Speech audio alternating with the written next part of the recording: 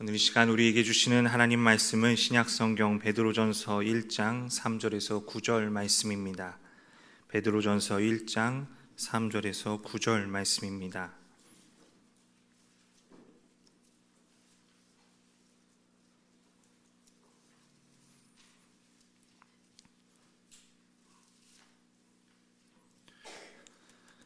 베드로전서 1장 3절에서 9절까지 말씀 저와 여러분이 한 절씩 교독하겠습니다.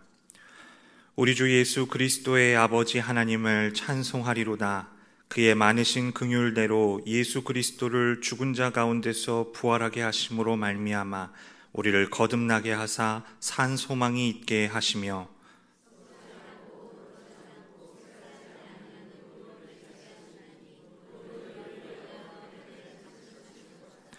너희는 말세에 나타내기로 예비하신 구원을 얻기 위하여 믿음으로 말미암아 하나님의 능력으로 보호하심을 받았느니라.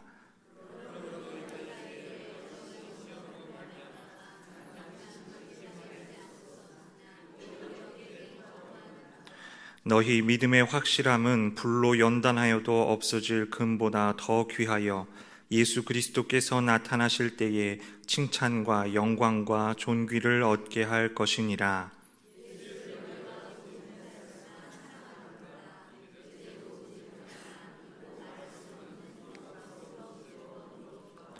함께 읽겠습니다. 믿음의 결국 곧 영혼의 구원을 받음이라. 아멘.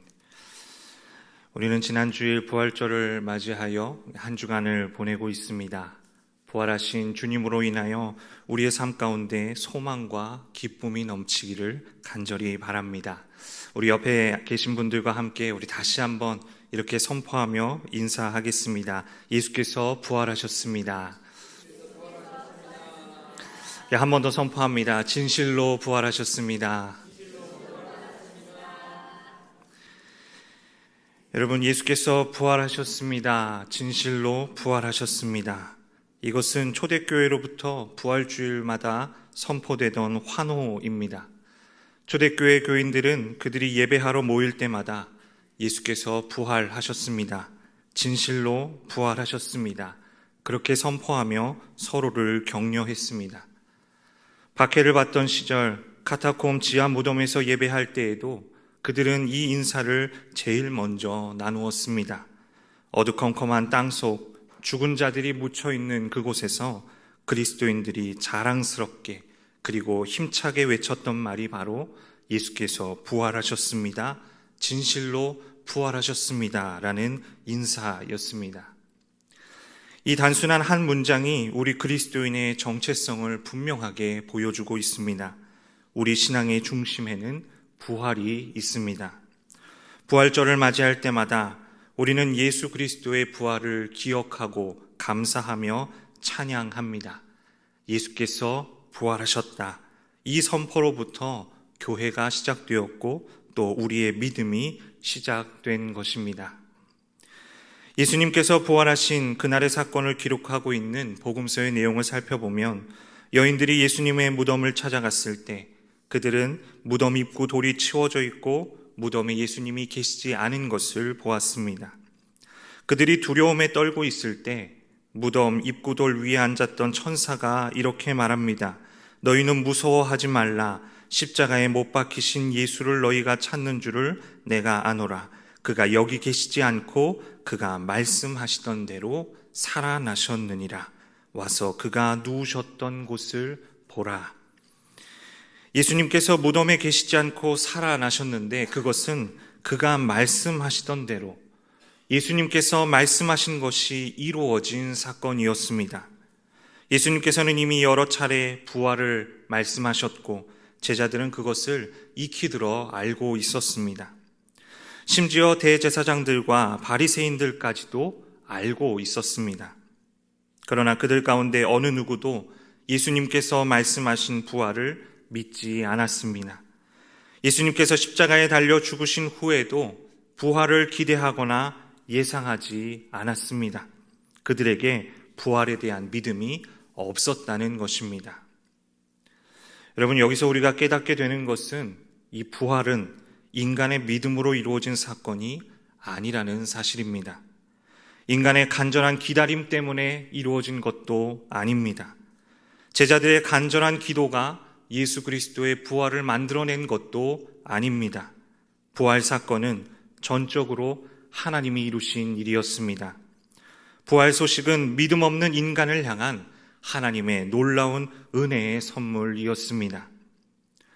올해도 어김없이 들려오는 이 부활의 소식을 들으며 그것을 하나님의 은혜로, 하나님의 선물로 받아들일 수 있는 저와 여러분 되기를 간절히 소망합니다. 부활의 소식 앞에 서 있는 우리에게 하나님께서 믿음을 더해 주시고 기쁨과 소망이 넘치게 하실 것을 믿습니다.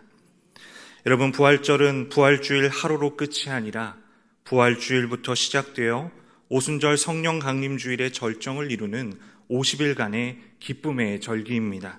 그래서 흔히 이 절기를 기쁨의 50일이다 이렇게 부릅니다. 이 기간을 지나는 우리의 일상이 부활의 주님을 만나고 희망과 기쁨으로 채워지는 은혜의 자리가 되기를 간절히 소망합니다. 그런데요, 이 부활의 기쁜 소식을 듣고 한 주간을 지나는 우리의 삶이 정말 부활의 기쁨 속에 머물러 있는지, 소망으로 가득 차 있는지 이 시간 다시 한번 생각해 보기 원합니다. 예배 가운데 주님의 부활이 선포되고 우리에게 들려지는 기쁨과 소망의 소식 앞에서 우리는 믿음을 간구하며 나아가지만, 그러나 이 예배당을 나가는 순간 우리는 다시 무거운 현실의 무게를 짊어지게 됩니다. 삶은 고단하고 크고 작은 인생의 문제는 여전히 존재합니다. 경제는 불안하고 사회는 혼란스럽고 국제적 긴장은 계속 높아져만 갑니다. 전쟁과 사고의 소식들이 끊임없이 들려옵니다. 여러분, 각자에게 주어진 삶의 자리 한복판에서 이 부활의 소식을 듣는 여러분의 현실은 어떠십니까? 이러한 상황 속에서 우리는 과연 소망을 말할 수 있는가? 가혹한 현실 속에서 과연 우리는 희망을 노래할 수 있는가? 다시 한번 생각해 보게 됩니다. 사실 오늘 본문이 담겨 있는 이 베드로가 쓴 편지를 처음 받아보았던 초대교회 성도들의 상황도 크게 다르지 않았습니다.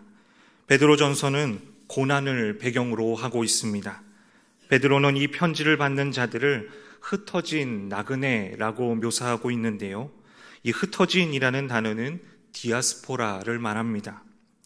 이스라엘 백성들은 바벨론의 포로가 되어서 약속의 땅인 가나안을 떠나 뿔뿔이 흩어져 핍박과 고난과 슬픔 가운데 살았던 역사가 있습니다. 이렇게 흩어진 유대인들을 디아스포라라고 불렀습니다. 베드로는 교회를 디아스포라라고 부르고 있습니다. 또한 베드로는 나그네라는 표현을 사용하고 있습니다. 나그네라는 말은 잠시 머무르는 사람이다 라는 뜻입니다. 당시 그리스도인들이 자기 집도 없이 떠돌아다니며 유목생활을 했던 것은 아닙니다. 그러나 그리스도인의 본향은 천국이요, 이 세상에서 잠시 머물다 떠나가야 한다라는 점에서 그리스도인은 이 세상에서 언제나 거류민이요, 이방인이며 나그네인 것입니다. 베드로가 이 편지를 쓸 당시에 성도들은 로마 제국 곳곳에 흩어져 나그네로 살고 있었습니다. 그들은 신앙 때문에 핍박을 받았습니다. 재산을 잃고 때로는 직장을 잃기도 했습니다. 그들에게 믿음을 지킨다라는 것은 날마다 손해를 당해야 하는 것이며 매 순간 고난을 선택해야만 하는 아주 좁은 길이었습니다. 이러한 상황 속에서 성도들에게 정말로 필요했던 것은 무엇이었을까요? 당장의 문제 해결이나 안전을 보장받는 일도 분명 중요했을 것입니다.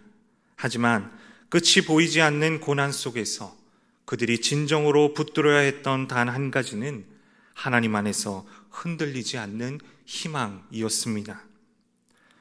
여러분, 오늘 우리도 마찬가지입니다. 눈앞에 어려움이 사라지지 않아도 흔들리는 이 현실을 버티고 살아낼 힘이 저와 여러분에게도 필요하지 않습니까? 그러한 힘이 어디로부터 오는지 하나님께서는 오늘 본문을 통하여 우리를 살게 하는 소망에 대해서 말씀하십니다. 우리 오늘 본문 3절 상반절 말씀을 우리 함께 읽어보겠습니다. 우리 주 예수 그리스도의 아버지 하나님을 찬송하리로다. 아멘. 로마 제국 곳곳에 흩어진 나그네로 살아가고 있는 성도들, 고난과 핍박 속에 살아가고 있는 그 성도들을 향하여 베드로는 하나님을 찬양합시다 라고 선포합니다. 베드로전서 1장 1절과 2절에서 첫 인사가 끝나자마자 헬라어 성경으로 보면 오늘 본문 3절의 첫 단어가 찬송하리로다로 시작되고 있습니다. 고난과 박해의 현실 가운데 사도 베드로의 내면 깊은 곳으로부터 튀어나오는 그의 반응은 원망이 아니라 탄식이 아니라 하나님을 향한 찬양이었던 것입니다. 여러분, 하나님께서는 우리가 어떤 상황 속에서도 하나님을 찬송하는 자가 되기를 원하십니다. 하나님께서는 우리가 즐거워하고 감사할 때만 하나님을 노래하는 것이 아니라 고난과 시련의 한복판에서도 하나님을 찬양하는 자가 되기를 원하십니다. 어떻게 그럴 수 있을까요? 우리가 모든 상황 속에서 하나님을 찬송할 수 있는 이유는 무엇일까요? 오늘 본문 3절 후반부를 우리 다시 한번 같이 읽어보겠습니다. 그의 많으신 긍휼대로 예수 그리스도를 죽은 자 가운데서 부활하게 하심으로 말미암아 우리를 거듭나게 하사 산 소망이 있게 하시며, 우리가 하나님을 찬양할 수밖에 없는 이유는 하나님께서 우리에게 한없는 긍휼을 베풀어 주시기 때문이며, 우리를 긍휼히 여기시는 하나님께서 우리를 거듭나게 하셨기 때문입니다. 이 거듭남은 우리가 결심해서 얻은 것이 아닙니다. 거듭남은 하나님께서 일으키시고 하나님께서 새롭게 시작하신 은혜의 사건입니다. 우리를 긍휼히 여기시는 하나님께서 새로운 인생을 시작할 수 있게 하셨습니다. 진정한 우리의 삶이 다시 시작되게 하셨습니다. 새로운 생명을 가지고 새로운 삶을 살게 하셨습니다. 우리를 향하신 하나님의 긍휼로 인해 우리에게 새로운 삶이 시작된 사건, 그것은 예수 그리스도를 죽은 자 가운데서 부활하게 하심으로 이루어진 것이다. 하나님께서 오늘 본문 3절을 통해 우리에게 말씀하십니다.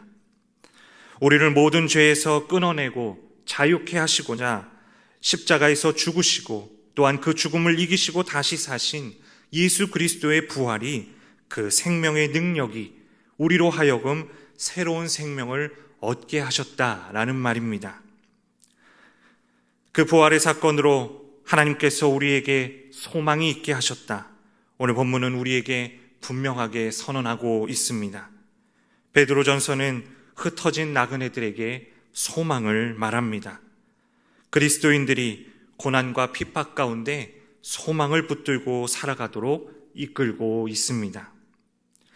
여러분, 우리가 소망을 말할 때 그것은 불확실한 미래에 대한 막연한 희망으로 받아들여질 때가 많습니다. 괜찮아지겠지, 좋은 날이 오겠지, 그렇게 생각하기 쉽습니다. 때로는 이 소망을 자기의 의지나 노력에서 찾으려고도 합니다. 어떤 목표를 세우고 열심히 해서 그것을 이루면 삶이 달라질 것이다, 그렇게 믿는 것입니다.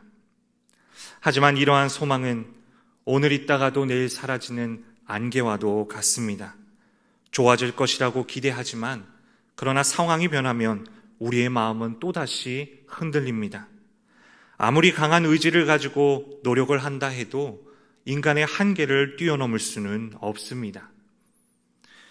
때로는 소망이 왜곡될 때도 있습니다. 어떤 사람들은 물질적 풍요와 성공을 소망으로 여깁니다.